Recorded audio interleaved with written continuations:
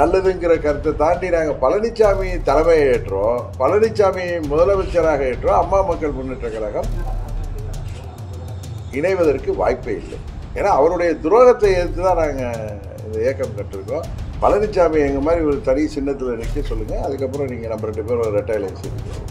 அவர் NDA கூட்டணி வெற்றி பெறக்கூடாது என்பதில் குறியாக இருக்கார். எப்படியாவது கட்சியை தக்க வைத்துக் கொள்ளலாம்னு நினைக்கிறாரு. திரு பன்னீர்செல்வம் அவர்களையும் என்னையும் எப்படியாவது அரசியல் ரீதியாக ஒதுக்கி விடலாம்னு நினைக்கிறேன். அதான் ரோட்டில் அடிப்பாங்கன்னு சொன்னார். அவர் நாக்கில் சனி குடி கொண்டிருக்குன்னு தான் நான் நினைக்கிறேனே தவிர, அவர் இப்படி இது போல் பேசுவதால் அவர் தனக்கு விளம்பரத்தை தேடிக்கொள்கிறார்கள் என்று தான் நான் பார்க்கிறேன் தவிர, பச்சை நடிகராக இருந்த பொழுது திரு விஜயகாந்த் அவர்கள் வந்தார்கள்.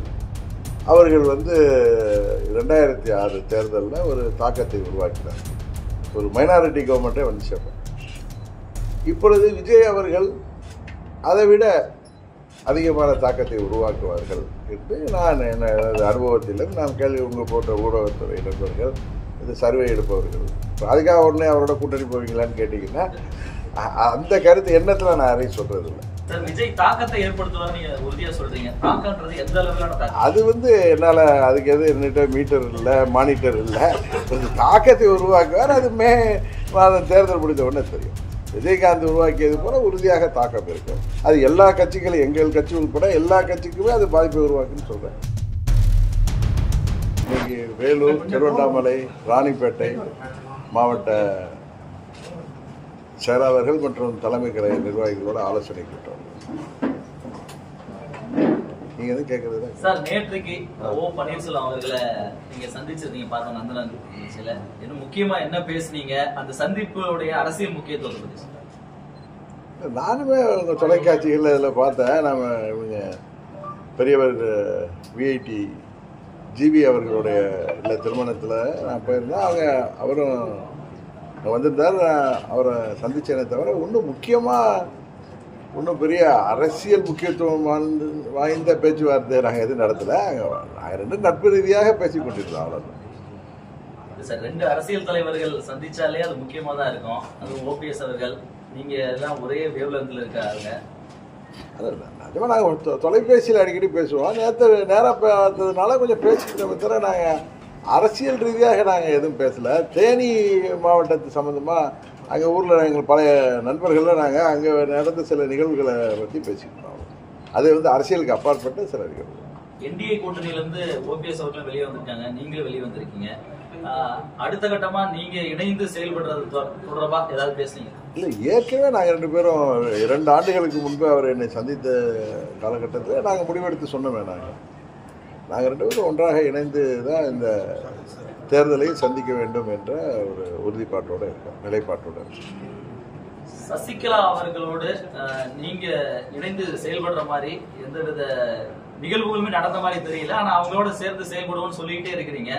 ஏன் அந்த இல்லை நாங்கள் அம்மா மக்கள் முன்னேற்ற கழகங்கிற ஒரு அரசியல் இயக்கத்தை எடப்பாடி பழனிசாமியின் துரோகத்திற்கு எதிராக கடந்த 8 ஆண்டுகளாக நடத்திட்டு வரோம்.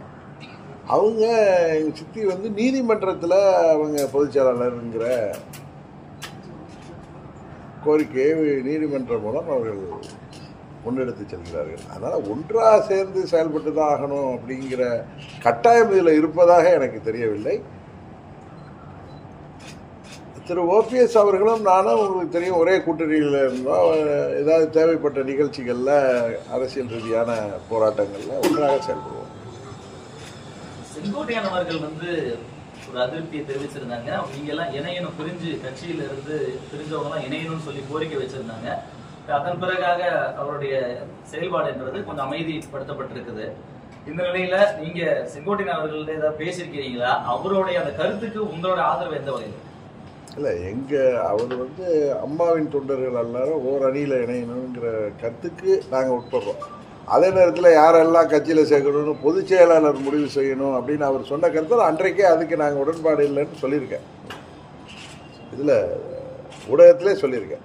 அவரெல்லாம் யாரெல்லாம் சேர்க்கணும், எல்லாரையும் சேர்க்கணும், அவர் ஒரே கட்சியாக சேர்க்கணும், அது அவங்கள யாரை சேர்க்கணும்னு பொதுச் செயலாளர் முடிவு செய்யணுங்கிற மாதிரி அவர் சொல்லியிருக்காரு. அதில் எங்களுக்கு உடன்பாடு இல்லை. இன்னொன்று, நாங்கள் அம்மாவின் தொண்டர்கள்லாம் ஓர் அணியில் இணைகிறது நல்லதுங்கிற கருத்தை தாண்டி நாங்கள் பழனிசாமி தலைமையை ஏற்றோம், பழனிசாமி முதலமைச்சராக ஏற்றோம். அம்மா மக்கள் முன்னேற்ற கழகம் இணைவதற்கு வாய்ப்பே இல்லை. ஏன்னா அவருடைய துரோகத்தை எதிர்த்து தான் நாங்கள் இந்த இயக்கம் கட்டிருக்கோம். அங்கே உள்ள மற்றவர்கள் யாரோ அந்த நேரத்தில் ஆட்சி அதிகாரம் இருந்த காரணத்துக்கு அங்கே இருந்திருக்கலாம். அவர்கள் மேலெல்லாம் எங்களுக்கு ஒன்றும் யார் மேலேயும் ஒன்றும் வருத்தங்கள் இல்லை. துரோகம் செய்தது பழனிசாமி. அன்றைக்கு அவர் எங்கள் பார்த்திபன் 18 சட்டமன்ற உறுப்பினரில் ஒருவர், அவர் போய் அவர்கிட்ட கேட்டப்ப என்னங்க சொன்னார் உங்கள்கிட்ட, நீங்களே சொல்லுங்கள், என்ன உங்கள்கிட்ட நீங்கள் போய் எதுக்கு என்ன நீக்கிறாங்கன்னு கேட்டீங்களே, அதுக்கு மேலேருந்து தாடிக்கார் நீக்கி சொல்கிறார் அப்படின்ற வார்த்தையை சொன்னாங்க டெல்லியில். அதனால் ரெட்டை வேண்டும்னா கட்சிக்கு அப்போ ரெட்டை இலையெல்லாம் முடங்கி இருந்துச்சு. திரு பன்னீர்செல்வம் அவர்கள் மனுனால ஆர்கே நகர் தேர்தலுக்கு சமயத்தில் கரெக்டு தானே. அதனால் அவர் சொல்லியிருக்காரு, டெல்லி தான் ப்ரெஷர் கொடுக்குறாங்க, அண்ணன் அதனால் நீக்க வேண்டியிருக்கு, கட்சி ஆட்சி நீடிக்கணுன்னாலும் ரெட்டை இலை உங்களுக்கு கிடைக்கணுனால நீங்கள் அவரை கட்சி விட்டு நீக்கிங்கன்னு சொன்னாங்க. இவர் போய் கேட்டிருக்காரு, துறை பொதுச் செயலாளராக இருந்த என்ன நீக்கினீங்கன்னு கேட்டப்ப சொல்லியிருக்காரு, டெல்லியிலேருந்து உள்ள ப்ரெஷர் தான் அப்படின்னு இவர்கிட்ட சொன்னார். அது மாதிரி எங்கள் எம்எல்ஏக்களை பல பேர் போய் கேட்டிருக்காங்க. திரு ரங்கசாமி அண்ணன் போன்றவர்கள் கேட்டப்ப அவர் இதே பதிலில் தான் சொல்லியிருக்காரு. ஒவ்வொருத்தையும் இல்லைப்பா டெல்லியோடைய ப்ரெஷர், அவரை கட்சியை விட்டு நீக்குங்கன்னு சொல்கிறாங்கன்னு அவர் சொல்லியிருக்காரு. அது உண்மையா பொய்யாங்கிறது எங்களுக்கு தெரியாது. இவங்கள்ட்ட சொன்னதை அவர் சொல்கிறாரு. இதே மாதிரி தான் அவர் பொய்யா பேசி தன்னை சுயநலத்தில் இன்றைக்கு கட்சியை கையகப்படுத்தணுங்கிற நோக்கத்தில் அன்றைக்கே அவர் தொடர்ந்து செயல்பட்டு வர்றாரு. கட்சி நல்லா இருக்கணுங்கிறத தாண்டி ரெட்டையிலை கையில் வச்சுட்ருக்கோம், நிர்வாக அமைப்பை கையில் வச்சுருக்கோம். இன்றைக்கு புரட்சித் தலைவர் காலத்தில் நான் திரும்ப திரும்ப சொல்கிறது, பொதுச் செயலாளர் பதவிக்கு யார் வேண்டுமானாலும் போட்டியிடலாம், அடிப்படை உறுப்பினராக இருக்கணும் அப்படிங்கிறது தான். அதை எப்படியெல்லாம் 2017 செப்டம்பர் 12 பொதுக்குழுவில் ஒருங்கிணைப்பாளர், இணை ஒருங்கிணைப்பாளருங்கிற பதவிகளை கொண்டு வந்து அதை பொதுக்குழு தான் தேர்ந்தெடுக்கணும் அப்படிங்கிற மாதிரி அந்த சட்டத்திட்டத்தை அடிப்பையே மாற்றினார். திரும்பவும் திரு பன்னீர்செல்வம் அவர்கள் எல்லாம் வெளியேற்றிவிட்டு தன்னை பொதுச்செயலாளர் ஆக்கி கொண்ட பொழுது அவர் போட்ட கண்டிஷன் வேறு யாருமே அந்த பொதுச்செயலாளர் தேர்தலில் போட்டியிட முடியாத மாதிரி தான் அவர் நிபந்தனைகள். எப்படி டெண்டரில் அவர் ஹைவேஸ் மினிஸ்டராக இருந்தப்போ அந்த 4 ஆண்டுகளில் பண்ணுவார். இப்போ ஒரு 10 கோடி ரூபா ஒர்க்குன்னா அதை 1 கோடியாக அந்தந்த பகுதிகளில் இருக்கிற பல மாவட்டங்களில் இருக்கிற ஒர்க்கை ஒவ்வொரு கோடியாக டெண்டர் விட வேண்டியதாக ஒரே 10 கோடியாக்கி அந்த டெண்டர் குவாலிஃபிகேஷனை ஒருவருக்கு கிடைக்கிற மாதிரி பண்ணுற மாதிரி, அதே மாதிரி கட்சியின் பொதுச்செயலாளர் சிலையும் டெண்டர் முறையில் கொண்டு வர்ற மாதிரி 10 மாவட்ட செயலாளர்கள் முன்மொழியணும். 10 ஆண்டுகள் கட்சியில் உறுப்பினராக இருக்கணும். 5 ஆண்டுகளாவது தலைமை கழக நிர்வாகியாக இருந்திருக்கணும். 5 ஆண்டுகள் தலைமை கழக நிர்வாகியாக இருந்தால் தான் போட்டியிட முடியுங்கிற மாதிரியா 10 ஆண்டுகள் உறுப்பினராக இருக்க வேண்டும். இன்னொன்று 10 மாவட்ட செயலாளர்கள் முன்மொழியணும், 10 மாவட்ட செயலாளர்கள் வழிமொழியணுங்கிற மாதிரி தான் கண்டிஷன் போட்டு அவரே நிரந்தர பொதுச் செயலாளராக இருப்பதற்கான வசதிகளை பண்ணி வச்சுட்டு இருக்கப்போ அது அதிமுக இல்லைன்னு அதுதான் நான் சொல்கிறேன். இன்றைக்கு இருப்பது எடப்பாடி டிஎம்கே, இடிஎம்கே தான். அது தேர்தலுக்கு அப்புறம் மீட்டெடுக்கணும். உறுதியாக அங்கே உள்ளவர்களும் அதை புரிந்து வைத்திருக்கிறார்கள். இந்த தேர்தல் 26 தேர்தலுக்கு பிறகு பழனிசாமி தான் கையில் கட்சி இருந்தால் போதும், ஆட்சிக்கு வர வேண்டுங்கிற எண்ணம்லாம் அவருக்கு கிடையாது. அங்கே உள்ள தமிழ்நாடு முழுவதும் உள்ள அம்மாவின் தொண்டர்கள் எண்ணமே அம்மாவின் கட்சி ஆட்சி கொண்டு வரணும். அந்த எண்ணத்தில் அவர் இல்லைங்கிறது அவருடைய செயல்பாடு. அண்ணன் ஓபிஎஸை வெளியேற்றுறது, அவரை காலம் கடந்து விட்டது, அவர் பார்ட்டி ஆஃபீஸை உடைச்சார், அதெல்லாம் ஒன்றும் கிடையாது. இவர் சட்டத்திட்டத்தையே காலி பண்ணிட்டார். அவர் திரு பன்னீர்செல்வம் அவர்கள் அங்கே போனப்போ அவர் தடுத்து நிறுத்துறப்போ யாரோ அவர்களே கூட இதை செய்திருக்கலாம். அதுபோல் ஒவ்வொரு காரணம் சொல்கிறாரு. 18 எம்எல்ஏக்களை நான் ஹைஜாக் பண்ணிட்டு போனேன், 18 எம்எல்ஏக்கள் என்னை நீக்கியது தவறுன்னு கவர்னர்கிட்ட போய் தெளிவாக மனு கொடுத்தாங்க. முதலமைச்சர் மேலே எங்களுக்கு நம்பிக்கை இல்லை. இன்னும் சொல்லப்போனால் பழனிசாமி மீது திமுக நம்பிக்கையில்லா தீர்மானம் கொண்டு போது எதிர்த்து வாக்களித்தவர், அதாவது பழனிசாமிக்கு ஆதரவாக வாக்களித்தவர்கள், அது அவங்க தான் போய் அதை கவர்னர்கிட்ட முன்வைத்தாங்களே தவிர அவர் எல்லாம் போய் சொல்லி எப்படியாவது அந்த பதவியை தக்க வச்சுன்னு நினைக்கிறாங்க. அங்கே உள்ளவர்கள் இன்னும் இப்படி தூக்கத்திலே இருந்தாங்கன்னா இந்த முறையும் அவர்களுக்கு உறுதியாக 21 தேர்தலில் அவர்கள் என்ன நிலை அடைந்தார்களோ அதை விட மோசமான நிலை தான் இந்த முறை வருங்கிறது தான் உண்மை. சார், அதிமுக தொண்டர்கள் பழனிசாமி அவர்களை ஏற்றுக்கிட்டு தானே இவ்வளவு ரெட்டலைக்கு விழக்கூடிய வாக்குகள் என்பது ஏற்றுக்கொள்ளவில்லை. நீங்க மறுத்தா கூட இவ்வளவு வாக்குகள் என்பது அவரை ஏற்றுக்கொள்ள இல்லை ரெட்டைலைக்காக விழுகின்றவருக்கு பணபலத்துக்காக வாழ்ந்தவர்கள்.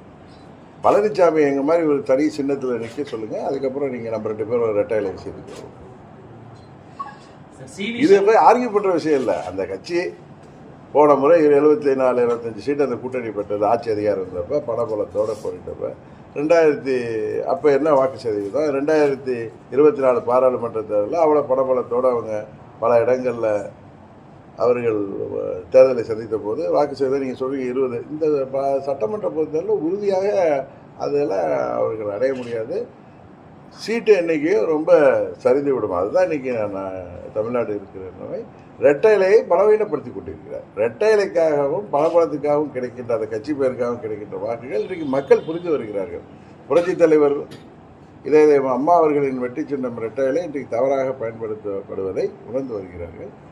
உண்மையிலே நீங்கள் சொல்கிற மாதிரி தான் அவர்கிட்ட கேளுங்க. அவருக்கு சொன்னார் அவங்க தனி சின்னத்தில் நிற்கிற மாதிரி நீங்கள் தனி சின்னத்தில் நின்று அவருடைய செல்வாக்கை நிரூபிக்கிட்டோம், அதுக்கப்புறம் நம்ம ஒத்துக்கலாம்.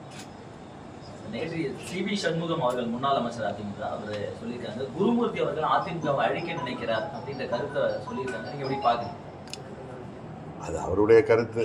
எனக்கு ஆடிட்டர் குருமூர்த்தி அவர்கள் எல்லாம் எனக்கும் பரிச்சயமானவர் தான், பழக்கமானவர் தான். அவர் போன தேர்தல் இப்போ திமுகவை வீழ்த்த வேண்டும் என்றால் அம்மாவின் தொண்டர்கள் ஓரணியில் இணையணுங்கிற கருத்தோடு தான் அவர் இருந்தார். இப்போயும் அது மாதிரி தான் அவர் இருக்காருங்கிறது தான் எனக்கு தெரிந்த தகவல். இப்போ சூழ்நிலையில் திமுக கூட்டணி தான் வலுவாக இருக்குது. அதிமுக இது இங்கே எல்லாமே பிரிஞ்சு அப்படி இன்னும் ஒரு செட் ஆகலை. இதை பற்றி இப்போ இதே நிலை நீடிச்சு தான் எப்படி இருக்கும்? ஒரு ஒருங்கிணைப்பு இல்லாமல் பிஜேபி இருக்கட்டும் உங்க எல்லாமே சேர்ந்து சொல்கிறேன். இல்லை, என்டிஏ கூட்டணியில் பழனிசாமி வந்த பிறகு தான் ஏப்ரல் 11க்கு பிறகு சொல்லுவாங்கள்ல பிள்ளையார் பிடிக்க போய் அது குரங்கு பிடித்த கதையாக இன்றைக்கு ஆயிருக்கு. அதுக்கு முழு காரணம் பழனிசாமி தான். 20% வாக்கு வைத்திருக்கிறார் என்ற காரணத்தினால் அவரை ஒரு பிராட் மைண்டாக அவங்க சேர்த்துருக்கலாம். ஆனால் பழனிசாமியின் செயல்பாடுகளை உங்களுக்கு தெரியும். அவர் என்டிஏ கூட்டணி வெற்றி பெறக்கூடாது என்பதில் குறியாக இருக்கார். எப்படியாவது கட்சியை தக்க வைத்துக் கொள்ளலாம்னு நினைக்கிறாரு. திரு பன்னீர்செல்வம் அவர்களையும் என்னையும் எப்படியாவது அரசியல் ரீதியாக ஒதுக்கி விடலாம்னு நினைக்கிறேன். அதான் ரோட்டில் அடிப்பாங்கன்னு சொன்னார். ஆனால் ரோட்டில் நிற்க போவது யார் என்பதை சட்டமன்ற பொதுத் தேர்தல் உறுதியாக தீர்மானிக்கும். சார், அவங்க என்டிஏ கூட்டணியை பொறுத்த வரைக்கும் அதிமுக பாஜக வலுவா இருக்காங்க. உங்களை வெளியே வந்த பிறகும் இருக்காங்க. நீங்க என்ன செய்ய போறீங்க? இப்ப நீங்க அவங்க சொல்ற மாதிரி சார் நாங்க செய்யற அவர் தான் கேட்டார்ல, இப்ப திமுக தான் மறுபடியும் ஆட்சிக்கு வரும்னு சொல்றாங்க. நீங்க வலுவா இருக்குன்னு சொன்னா நாங்க அதை ஒத்துக்கணும்னு ஆசைப்படுறீங்களா? எனக்கு தெரியல. நாங்க என்ன செய்ய போறோங்கிறத நீங்க டிசம்பர் மாதம் வரை பொறுத்திருக்க வேண்டும். இப்போ இன்னொரு ஊடக தேர்தல் நண்பர்கள் தான் ஒரு கேள்வி கேட்டார், அது நீங்கள் காதில் வாங்கலைன்னு நினைக்கிறேன். என்ன நீங்கள் கேட்குறது இந்த கேள்வி? அவர் சொன்னது அவரே பதில் சொல்லிட்டாரு. அதனால் நான் பதில் சொல்ல வேண்டிய தேவையில்லை. சார் நான் இப்போ என்டிஏல இல்லை சார். நீங்கள் திரும்ப அதையே இன்னொன்று பல முறை உங்கள் கேள்விகளுக்கு பதில் சொல்லிட்டேன். நீங்கள் இன்றைக்கி நாட்டு நடப்போ இந்த ஆட்சி தமிழ்நாட்டில் நடக்கிற அரசாங்கத்தை பற்றியோ இங்கே நடக்கிற போராட்டங்கள் பற்றியோ எதுவும் கேட்காம நீங்கள் இதையே போட்டு உருட்டிக்கிட்டே இருக்கீங்க. நேற்று நானும் பன்னீர்செல்வம் சந்தித்தது நண்பர்கள் 2 பேரும் ஒன்றா செயல்பட போகிறோன்னா 2 பேரும் ஒரு கல்யாண வீட்டில் பார்க்குறோம், ஒன்றா உட்காந்து பேசிட்டு அது என்ன பேசுகிறீர்கள், அரசியல் ரீதியாக பேசுகிறீர்களா? அப்படியே பேசியிருந்தாலும் நான் உங்கள்கிட்ட சொல்லணும். இது என்ன கேள்வி? அது அப்புறம் செங்கோட்டையன் உங்களை சந்தித்தாரான்னா அவர் சந்திக்காதப்ப நான் எப்படி நான் அது மாதிரி சொல்கிற அரசியல்வாதி கிடையாது.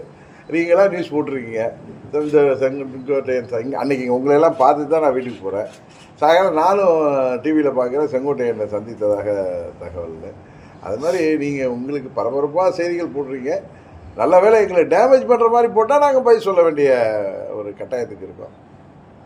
சீமான் அவர்கள் அண்ணா அவர்கள் எம்ஜிஆர் குறித்த கருத்துக்கு கடந்த ஓராண்டாகவே பார்த்தீங்கன்னா முன்ன திரு சீமான் அவர்களின் பேச்சு நிறைய ஏதோ தடுமாற்றத்திலையும் கோபத்தின் வெளிப்பாடாக தான் தெரியுது. அது குறிப்பாக திரு விஜய் அவர்கள் கட்சியை வந்தது இப்போ பார்த்தீங்கன்னா அவரை தம்பி விஜய் நாங்கள்லாம் ஒன்றா செயல்படுவோங்கிற மாதிரி பேசினார். இப்போ விஜய் அவர்களால் இவருக்கு பாதிப்பு ஏற்பட்டு விடுமோங்கிற அச்சத்தில் அவர் இருக்கிற மாதிரி தான் அவருடைய பேச்சுகளும் அவர் விஜயை பற்றி பேசுவதும் நமக்கு தெரிகிறது.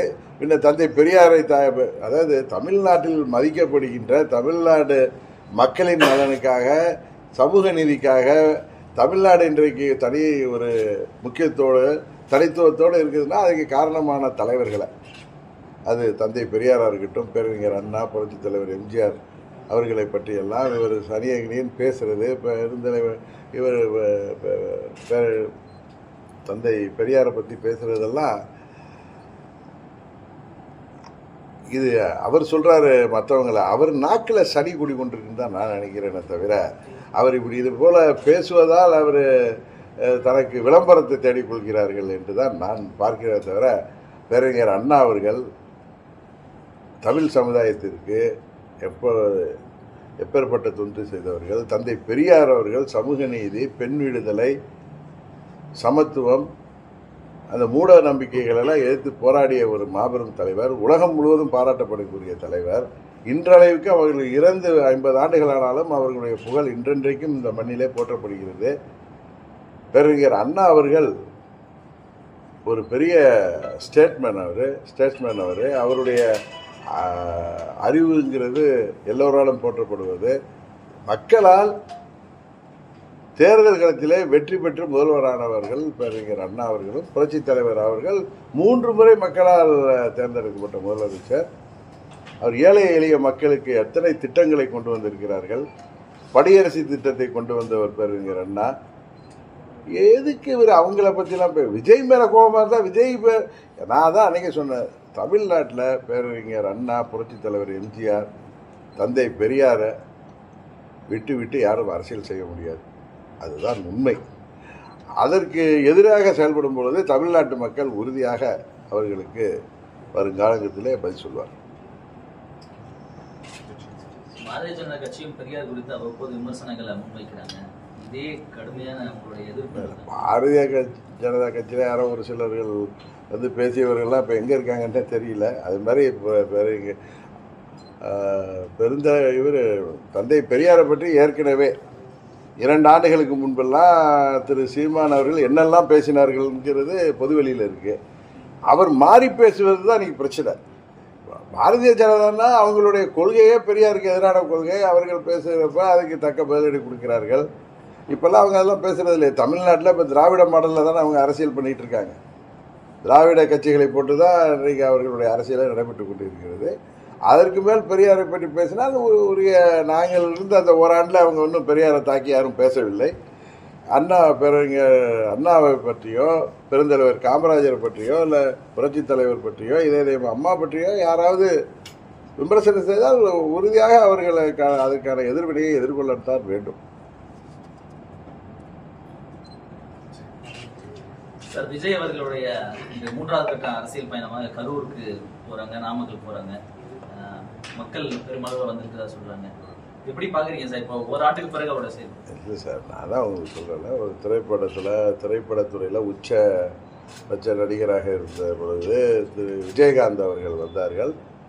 அவர்கள் 2006 தேர்தலில் ஒரு தாக்கத்தை உருவாக்கினார்கள்.